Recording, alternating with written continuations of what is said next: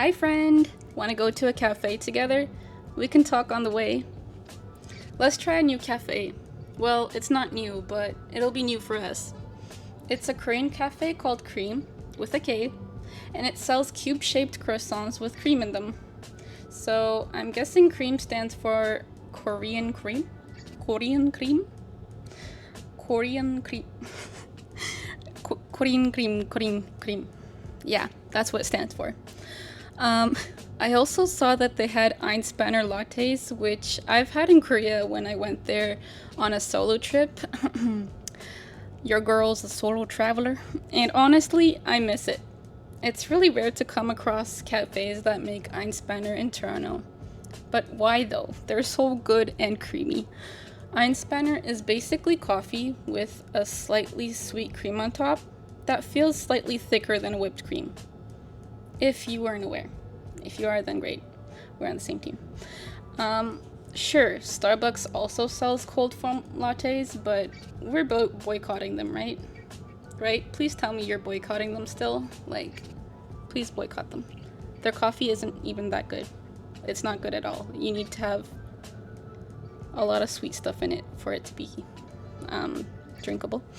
Anyway, Einspänner is a Viennese specialty. I've never been to Vienna, so I don't know how different the Einspanners there would be, but a lot of cafes in Korea had Einspänner on their menu, and that became my go-to order whenever I saw it. Anyway, aren't the old buildings so pretty? Do you prefer modern buildings or old decorative ones? I usually prefer old buildings since they almost always have a more unique character with their ornamental facades. And I also prefer materials like stone and brick because it just gives a warmer vibe. It's a lot warmer than glass and steel. There are some modern buildings that I do like, but we'll get into that later. Usually old buildings look better. And cities are getting so ugly with their glass skyscrapers, but that's a discussion for another day. I've been wanting to make YouTube videos for a decade now, and until now, I've been in a mental and emotional journey filled with obstacles rather than a physical one. I used to think about YouTube and how cool it would be to share my thoughts and create a community that inspires and supports one another. I thought about how I could have time and location freedom and, financial freedom. Who wouldn't want that? I would fantasize about this ideal reality, but I would always stop myself. It was like hitting an invisible wall every single time. Every day. I wouldn't even realize I was hitting the wall. Well, I would, but sometimes I would just be unconscious about it. And I would just avoid any and all types of practical steps I could take to make my dreams a reality. I wouldn't even research how to edit videos or write video scripts. Sure, I would watch YouTube, because YouTube's great, but I wouldn't analyze videos and find how to make compelling content. I would just daydream and then shove it into some mental pile of to-dos for a future, more energized, more motivated version of me, which, we all create in our heads. I think I was being delusional, thinking that when tomorrow comes, I would just be this perfect version of myself that could just do the things I want to do. And, of course, that version of me never came. So, I graduated university and was obviously expected to find a job, but I was stubbornly holding on to the hope that I would pursue my dreams of content creation. So, I didn't search for jobs, honestly, thinking I would just go for content creation. But in a blink of an eye, a few years have already gone by, and I'm still living with my parents, still unemployed, seemingly lazy, with nothing to do but be a burden to my parents.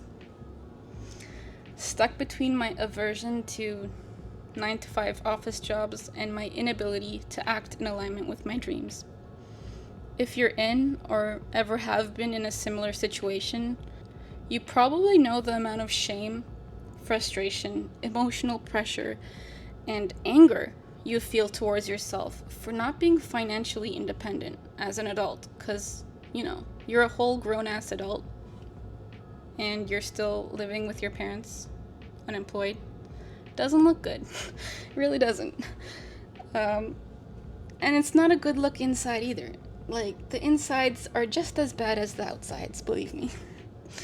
And more than anything, the hopelessness that comes with slowly but surely losing trust and belief in yourself that you didn't have much to begin with anyway. Let's be honest.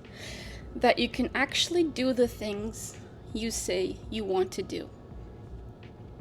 I've made the mistake of buying expensive courses in the hopes that the money I spent will motivate me to learn and act on it. But in the end, I wouldn't even look at the course after I bought it, which was a complete waste of money, and that only bought me more shame, honestly. I bought more shame for myself. And it wasn't free 99. Like, I had free 99 shame, and then I had expensive shame. I had all kinds of shame. I still do, honestly, and I'm working on it, but anyway. I would consume a bunch of self-help, self-improvement, and spirituality content. I still do, and I do think there is a lot of value to take from those types of content. However, if you're like me and you only consume content and never put any of the advice into practice, you end up with a vague sense of knowing what you should do, but all the advice gets like mushed together in your brain and you're left with an overwhelming sense of shame and pressure to act on them, with no real structure or framework. I've watched so many inspiring and motivating videos that it's just become my daily dopamine hit. The motivation isn't motivating. Sure, I feel hyped up and hopeful, but it doesn't push me to go do stuff. Instead, it fuels my daydreams about my ideal future, and that doesn't help. The rhetoric that manifestation influencers are sharing doesn't help either. Oh, looks like we're already here. I guess we'll have to continue our discussion after we get the food. The cafe is a lot smaller than I thought it would be, but there's a lot of croissant options, which it's gonna be hard to pick. But there's also Basque cheesecake. I love Basque cheesecake. I think I'm gonna try some the next time I come here. So I ended up getting the Earl Grey croissant and the cream spanner iced latte. Both were very, very delicious. The croissant was perfectly crispy and they didn't skimp at all with the cream. The cream was mildly sweet with a good amount of Earl Grey flavor, but I personally could do with a bit more Earl Grey, honestly, because I just love tea, but that's just me being picky. The croissant was very hard to eat because of its shape and the lack of table and utensils. Yeah, eating it was way too messy that I couldn't even film it. Sorry about that. Just imagine the croissant being full of light gray cream. The cafe definitely needs some seating areas so that people can enjoy their croissants in peace. Eating the croissant on a park bench is a bit too chaotic and messy, so I do hope Kream becomes a successful cafe that opens a second, much larger location with good seating options, so I can eat my cube croissants with a fork, knife, plate, table, chair, window view, and cute plants. Please, Kream. Anyways, back to our discussion.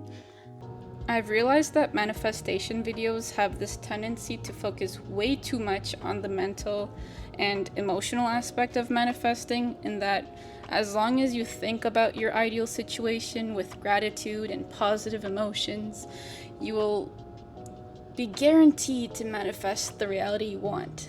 And that's really only half the picture. Like, you can't manifest with half the picture.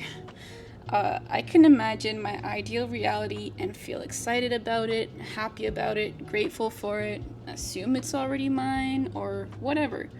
But if I don't actually put in the work that aligns with that reality, it's not going to manifest. And it hasn't. I've tried.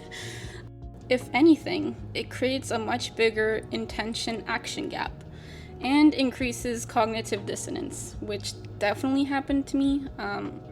My thoughts and my behaviors, the gap is the Grand Canyon, honestly. Um, if I want to win the lottery, it's a delusional example, but let's just go with it. If I want to win the lottery, however low the chances might be, I can't just daydream about it. I also have to go and buy a ticket, right? Like, ain't nobody gonna win the lottery without a ticket. Similarly, I can't manifest being a content creator if I don't create content. Even though I know that, I've been in that spiritual trap of sorts where I'm just daydreaming and like wishful thinking my life away without anything I desire actually manifesting. So I was spiritually bypassing the issues I had to face head on.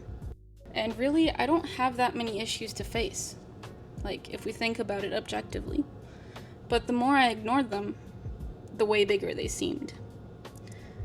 All I really needed to do was act on my desires and accept the consequences that came with acting on my desires without expecting a specific outcome. And that sounds a lot like what Bashar says. Maybe I'm just regurgitating what he said, since I've been consuming way too much content, if you can't already tell.